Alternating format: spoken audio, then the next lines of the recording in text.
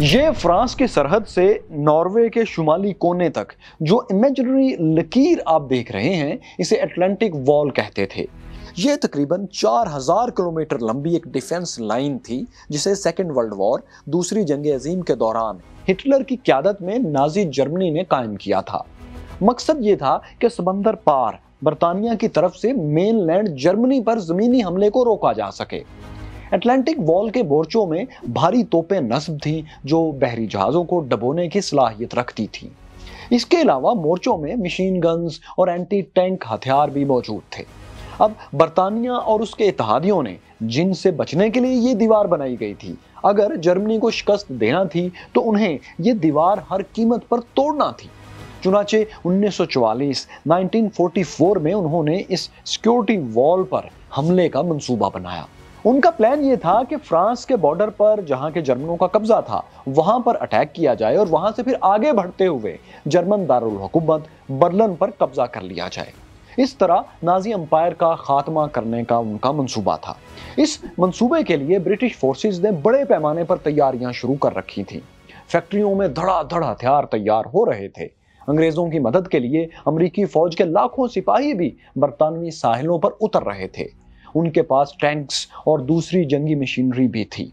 ताहद्दे निगाह गाड़ियों, टैंकों और तैयारों की कतारें लग चुकी थीं। ये फोर्सेस दुश्मन से मुकाबले के लिए सख्त ट्रेनिंग्स कर रही थीं। दुश्मन की शदीद बमबारी में समंदर कैसे अबूर करना है, दरियाओं और जंगलों में किस तरह लड़ना है, ऊंची नीची जमीन पर गाड़ियां कैसे गुजारनी हैं, ये सब तैयारियां जारी थी। बरतानिया में मौजूद इत्तेहादी फौजों के मरकजी कमांडर अमेरिकी जनरल आइजनहावर थे। ताहम जमीनी फौज की कमान उनके मातहत ब्रिटिश जनरल मोंटगोमरी कर रहे थे। दूसरी तरफ जर्मनों की कमान फील्ड मार्शल एरविन रोमेल कर रहे थे। जनरल मोंटगोमरी शुमाली अफ्रीका के महाज पर भी जनरल रोमेल को हरा चुके थे। अब ये दोनों पुराने दुश्मन एक बार फिर यहाँ आमने सामने थे। एक फैसलाकुन जंग होने जा रही थी, जिसने नाजी एम्पायर की तकदीर का अब फैसला करना था। मैं हूं फैसल वड़ाइच और देखो सुनो जानो की generals and battle series season 2 की चौथी किस्त में हम आपको डी डे की यही कहानी दिखाएंगे।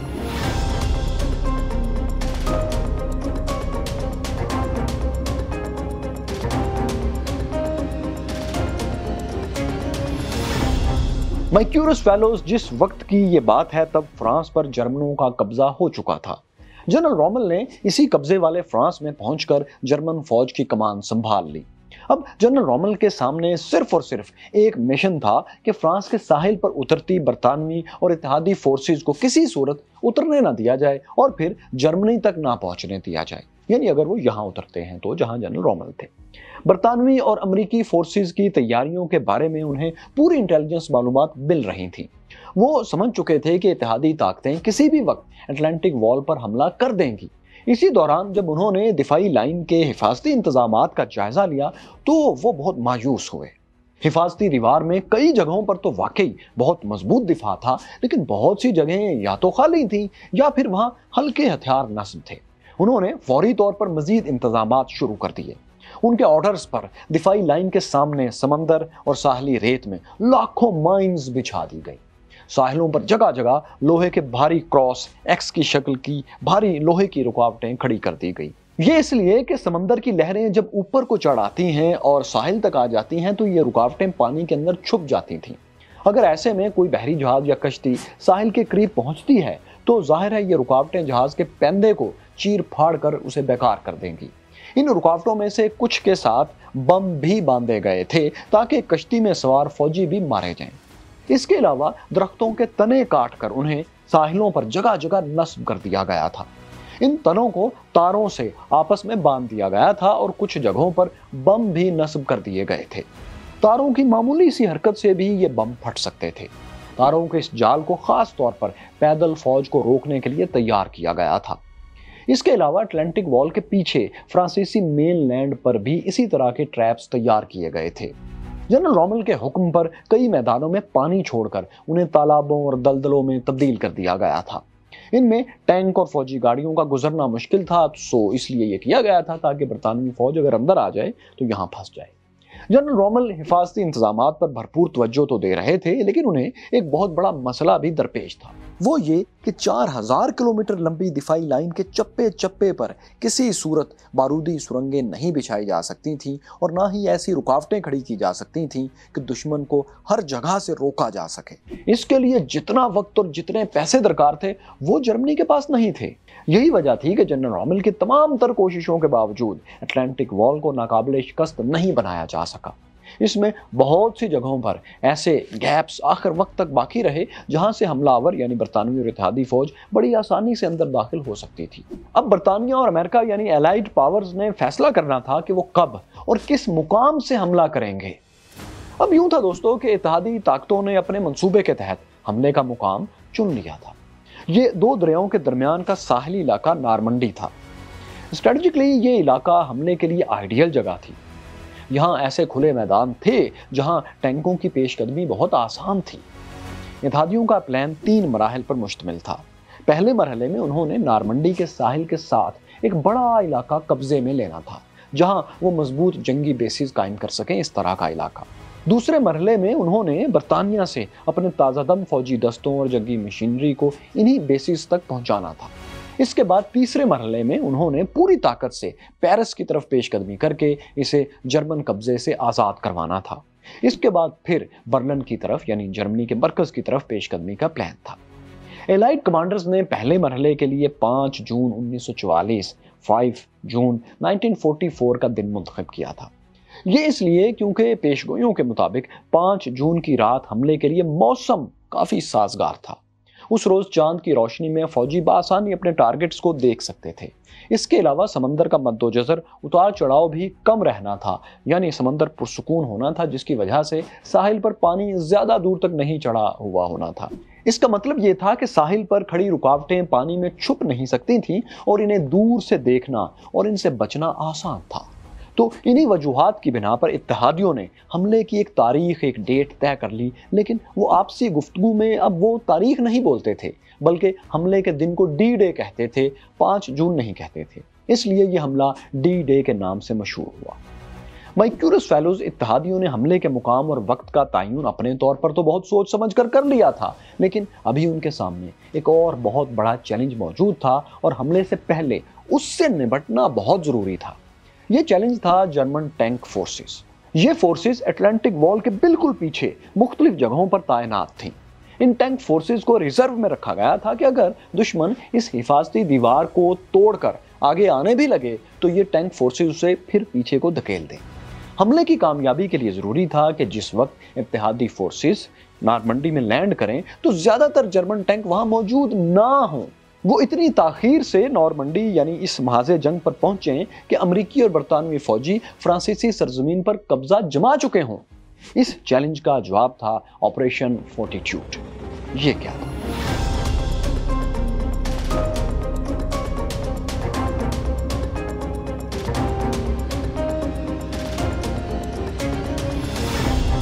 मैक्यूरस फेलोज, आप पिछली वीडियो में जान चुके हैं कि अल अलामैन लड़ाई जीतने के लिए जनरल मॉन्टगोमरी ने ऑपरेशन बर्ट्रम लॉन्च किया था। इसमें डमी फौजियों और गाड़ियों के जरिए दुश्मन को धोखा दिया गया था। ऑपरेशन फोर्टिट्यूड भी ऐसा ही एक मिशन था। ये दोस्तों आपके सामने इंग्लैंड का साहली कस्बा डोवा है। इस कस्बे के सामने समंदर पार फ्रांस का इलाका कैले है। एलाइड कमांडर्स ने यह किया कि हजारों की तादाद में टैंक्स, फौजी गाड़ियां और दूसरे हथियार डोवा में जमा कर लिए। उनको देखकर यह लगता था कि इत्तेहादी फौजें कैले के रास्ते फ्रांस में दाखिल होने की तैयारी कर रही हैं। इत्तेहादियों ने बड़े पैमाने पर वायरलेस पर जाली ट्रांसमिशन भी शुरू कर दी, ऐसी ट्रांसमिशंस जिन्हें जर्मन सुन सकते थे। इन ट्रांसमिशंस में मुख्तलिफ फौजी अफसर ऐसी बातें करते थे जिनसे लगता था कि हमला कैले पर ही होगा। फिर ब्रिटिश इंटेलिजेंस ने अपने डबल एजेंट्स को इस्तेमाल करके जर्मन इंटेलिजेंस को ये जाली कंफर्मेशन भी दे दी कि हमले का मुकाम यही है, यानी कैले का इलाका। वैसे आपके इल्म में होना चाहिए कि ये बरतानिया से फ्रांस तक का सबसे मुख्तसर समंदरी रास्ता भी है। तो इत्तेहादियों का ये धोखा देने का प्लान कामयाब रहा और German Nazi leader Adolf Hitler धोखा खा गए। उन्होंने फौरी तौर पर अपनी ज्यादातर टैंक फोर्सेस और रिजर्व फौजी दस्ते कैले में भेज दिए और नॉर्मंडी का महाज खाली छोड़ दिया। सो दोस्तों, एक दफा फिर अफ्रीका के महाज की तरह यहाँ फिर जर्मन लीडर्स धोखा खा गए कि एक डमी फौज को असल फौज समझ बैठे। ये सारे टैंक्स और फौजी गाड़ियां जो एलाइड फोर्सेस ने बरतानिया ने खड़ी की थी, ये तो रबड़ के बड़े बड़े गुब्बारे थे। ये इतने हल्के फुल्के थे कि एक जवान भी उन्हें इधर उधर कर सकता था। चंद लोग मिलकर एक पूरा टैंक उठाकर ले जा सकते थे। इत्तेहादी अपने असल हथियारों और फौजों को खुफिया तौर पर तो दूसरे मुकाम पर जमा कर रहे थे, जहां से उन्होंने असल में नॉर्मंडी पर अटैक करना था। इस हमले का कोड नेम, यानी नॉर्मंडी पर हमले का कोड नेम ऑपरेशन ओवरलॉर्ड था। इस ऑपरेशन में नॉर्मंडी के साथ 80 किलोमीटर पर फैले 5 बीचेस पर, साहिलों पर अटैक होना था। ये पॉइंट्स यूटा, ओमाहा, गोल्ड, जोनो और सॉर्ड थे। 4 और 5 जून की रात हमले की तैयारियां अरूज पर थीं। हजारों इत्तेहादी फौजी लैंडिंग बोट्स में बैठ चुके थे, लेकिन अचानक एक बड़ी रुकावट आ गई। समंदर में तूफान आ गया, तेज बारिश शुरू हो गई और हमला मुलतवी करना पड़ा। जनरल आइजनहावर बहुत परेशान हुए। अगर तूफान कुछ दिन और जारी रहता तो इसका मतलब था 1 महीने की ताखीर, क्योंकि फिर चांद की मतलूबा रोशनी और पुरसकून समंदर 1 महीने बाद मिलना था। मगर आप जानते हैं कि दौरान जंग तो पल का भरोसा नहीं, 1 महीना किसने देखा है। इस दौरान दुश्मन को पोजीशंस के बारे में जरा सी भी टिप मिल जाती कि वहां तो जाली टैंक्स खड़े हैं, तो समझो खेल खत्म। किसी भी अनहोनी से बचने के लिए जनरल आइजनहावर ने फौरी तौर पर माहिरीन मौसमियात को बुला लिया। इन माहिरीन ने अमेरिकी कमांडर को बताया कि तकरीबन 24 घंटे बाद, यानी 5 और 6 जून की दरमियानी रात, मौसम बेहतर हो जाएगा। आइजनहावर के लिए बस इतना ही काफी था। उन्होंने फैसला कर लिया कि वो 6 जून की रात ही हमला करेंगे, यानी डी डे सिर्फ 24 घंटे के लिए मुलतवी किया गया, 1 महीने के लिए नहीं।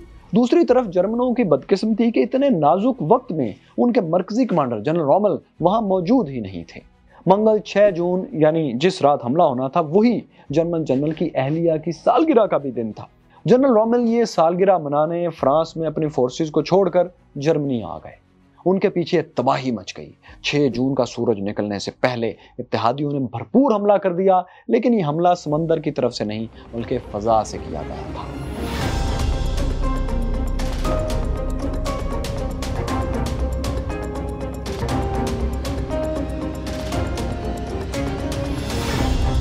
ऑपरेशन ओवरलॉर्ड की प्लानिंग का एक अहम हिस्सा था नॉर्मंडी में अटलांटिक वॉल के पीछे मौजूद अहम पुलों पर कब्जा या उन्हें तबाह करना। साहिलों पर हमले से पहले इत्तेहादी तैयारों ने अटलांटिक वॉल के पीछे 2 फौजों को उतारना शुरू कर दिया। इनमें एक बरतानवी फौज थी और दूसरी अमेरिकी फौज। एक डिवीजन बरतानवी फौज को फ्रांसीसी कस्बे कान से कुछ दूरी पर उतारा गया। इन फौजियों के पास लैंडिंग के लिए मिलिट्री जहानत का एक शाहकार था। एक हेलीकॉप्टर या जहाज नुमा एक डिजाइन तैयार किया गया जिसे हॉर्सा ग्लाइडर कहते थे। यह हार्सा ग्लाइडर पैराशूट से बहुत बेहतर था। पैराशूट्स के जरिए फौजी उतारने में मसला ये होता था कि एक तो फौजी ताखीर से जमीन पर पहुंचते थे, दूसरा ये कि दूर तक बिखर जाते थे। फिर इन सबको इकट्ठा होने और कोई एक्शन करने में बहुत देर लगती थी। इससे बचने के लिए अंग्रेजों ने हॉर्सा ग्लाइडर तैयार किया था। यह बिल्कुल तैयारे की तरह नजर आता था, लेकिन तैयारा था नहीं। इसे एक रस्सी से बांधकर किसी ट्रांसपोर्ट तैयारे के साथ लटका दिया जाता था। ये तैयारे के पीछे फिर यूं उड़ता था जैसे आप डोर से पतंग उड़ा रहे हों। इसमें बहुत से फौजी बैठ भी सकते थे। ये ग्लाइडर्स एक ही जगह करीब करीब लैंड भी कर सकते थे। यूं सारी फोर्सेस इकट्ठी रहती थी और फौरी तौर पर उन्हें अपना टारगेट अचीव करने में आसानी होती थी। अब कान कस्बे के करीब इन्हीं हॉर्सा ग्लाइडर्स के जरिए बरतानवी फौजी अटलांटिक वॉल के पीछे उतार दिए गए।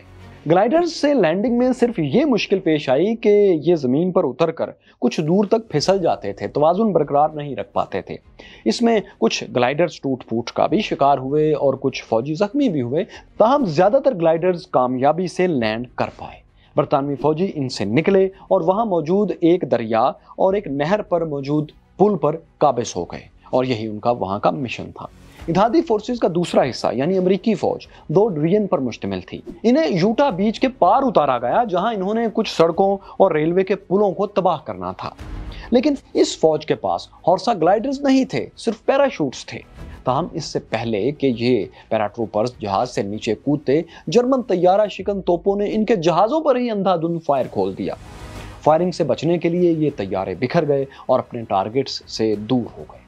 अमेरिकी फौजी अफरा तफरी में जहाजों से बहरहाल कूदने लग गए, लेकिन नीचे से मौत अब उनकी तरफ लपक रही थी। जर्मन तैयारा शिकन तोपें और मशीन गन्स इन्हें मुसलसल निशाना बना रही थीं। दर्जनों अमेरिकी फौजी जमीन पर उतरने से पहले ही मौत के घाट उतर गए। बहुत से अपने पैराशूट्स के साथ दरख्तों में फंस गए और जर्मन स्नाइपर्स की गोलियों का निशाना बन गए। कई पैराट्रूपर्स जनरल रॉमल के तैयार करदा तालाबों में गिरे और अपने भारी साजो सामान के बायस उसी में डूबकर हलाक हो गए।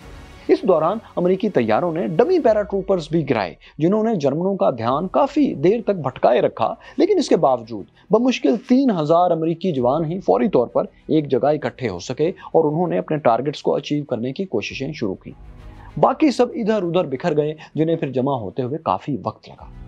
इधर ये अमेरिकन और ब्रिटिश सोल्जर्स अटलांटिक वॉल के पीछे दुश्मन से लड़ रहे थे, तो दूसरी तरफ दोस्तों सामने समंदर से भी हमला शुरू हो गया। रात 2 बजे तकरीबन 5000 शिप्स ने बर्तानिया और फ्रांस के दरमियान मौजूद समंदर इंग्लिश चैनल को क्रॉस करना शुरू कर दिया। इन 5000 जहाजों का हरावल दस्ता 650 जंगी जहाजों पर मुश्तमिल था। इन जहाजों ने करीब पहुंचकर अपनी तोपों से नारमंडी के साहिल के साथ साथ जर्मन मोर्चों पर शदीद बमबारी शुरू कर दी। फजा से भी 2000 इत्तेहादी तैयारे जर्मनों पर बम बरसाने लगे।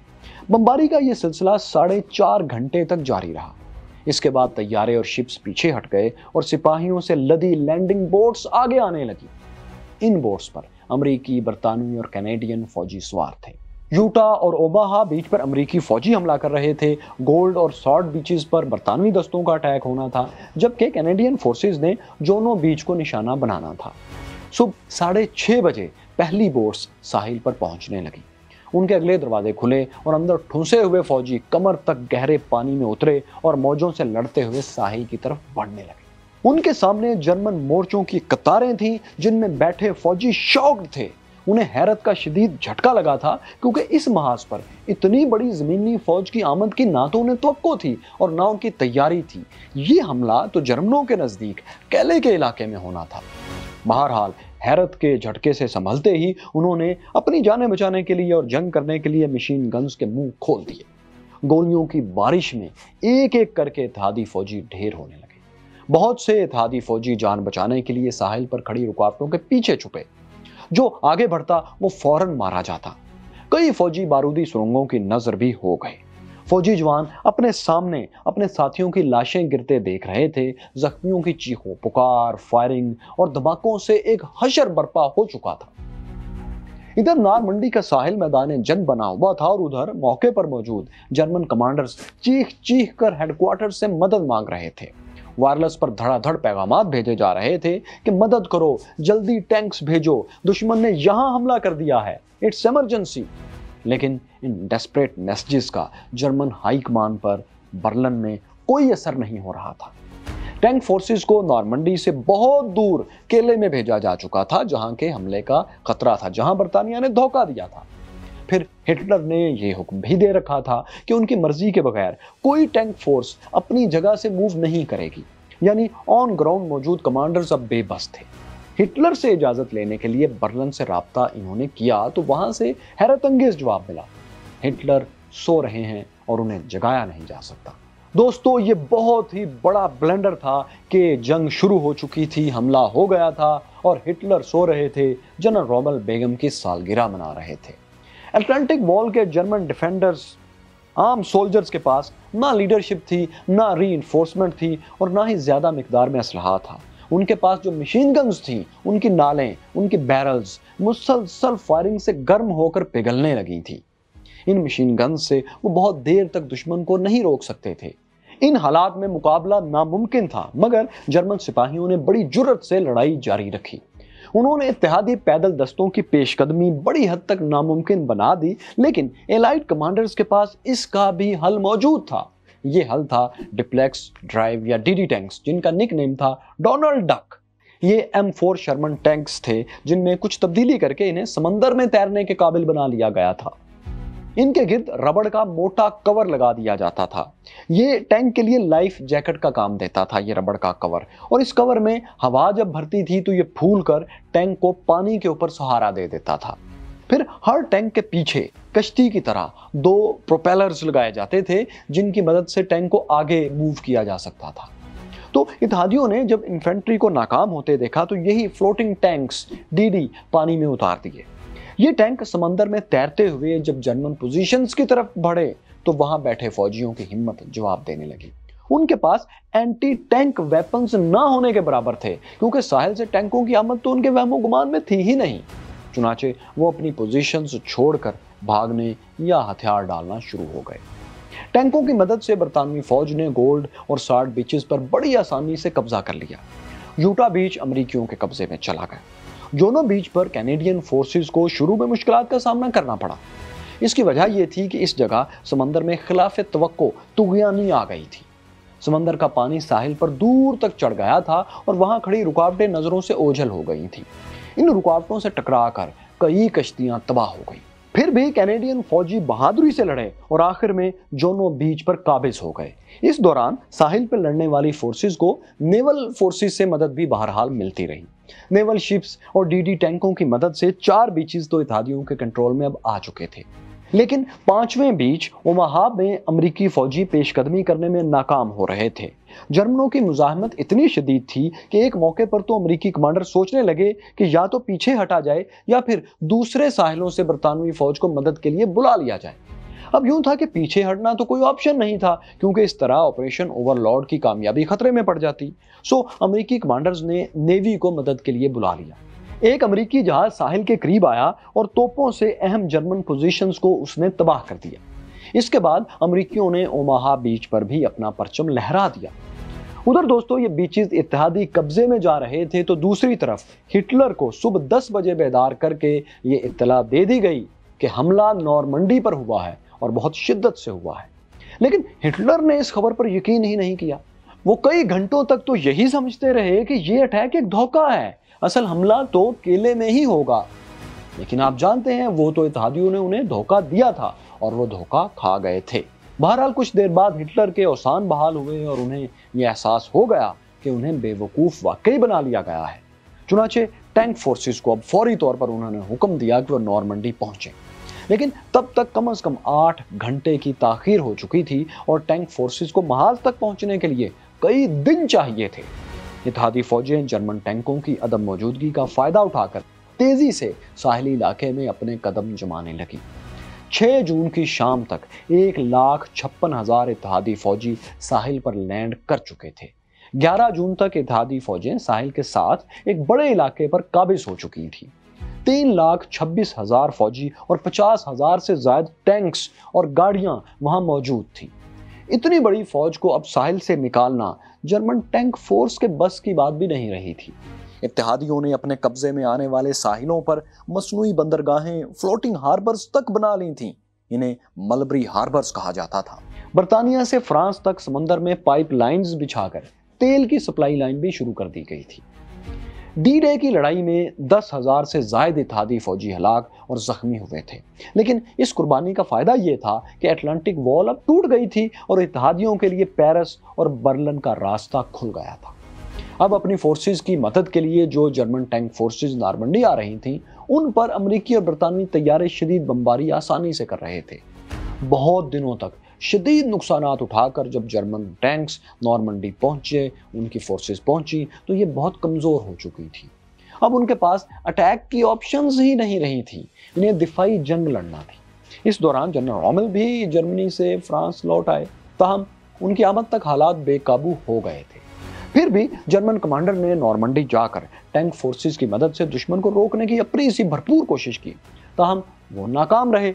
इत्तेहादियों ने न सिर्फ ये कि नॉर्मंडी पर कब्जा कर लिया, बल्कि अगस्त 1944 में वो पेरिस तक जा पहुंचे और उस पर भी कब्जा कर लिया, यानी जर्मनों के कब्जे से उसे आज़ाद करवा लिया।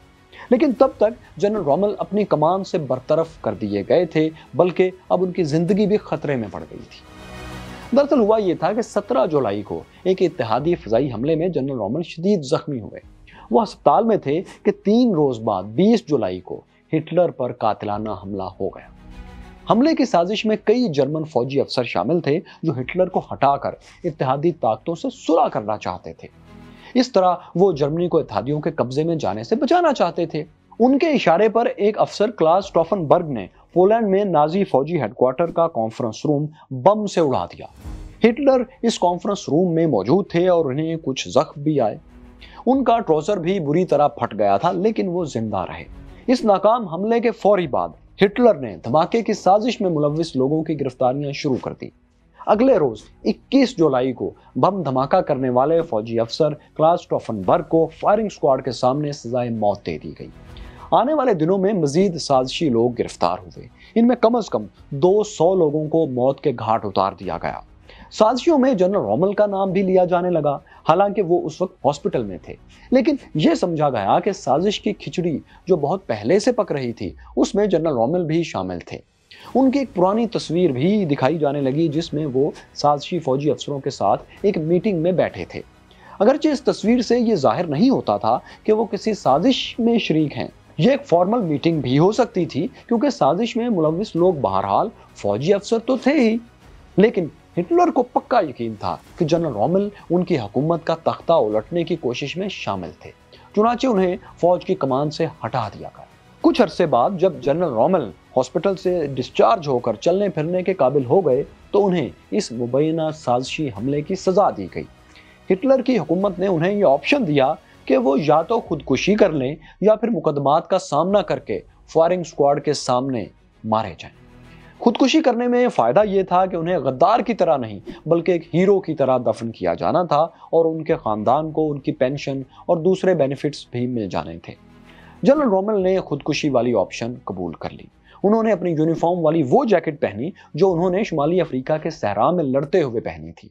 इस सहराई जंग और वर्दी ने उन्हें डेजर्ट फॉक्स का लक़ब दिलवाया था।